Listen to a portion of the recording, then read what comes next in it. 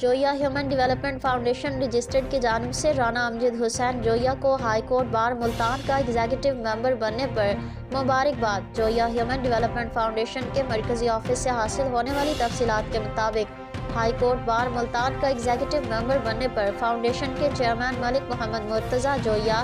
بانی مرکزی صدر محمد صفدر سعید جویا، مرکزی سینئر نائب صدر مشتاق احمد جویا، لال خان جودیانہ، شمشاد احمد جویا، اعجاز احمد جویا، محمد شریف جویا، محمد اشرف مدیرہ، غلام مجتبیٰ کمال جویا، حاجی محمد عظیم جویا، کیسر محمود جویا اور فاؤنڈیشن کے ممبران کی طرف سے رانا امجد حسین جویا ایڈوکیٹ کو دل کی اتھاہ گہرائیوں سے مبارکباد پیش کرتے ہوئے امید ظاہر کی ہے کہ وہ اپنے اس منصب کو عوام کی فلاح و بہبود اور ترقی کے لیے استعمال کرتے ہوئے بے لوث اور بے خوف خدمات کریں گے۔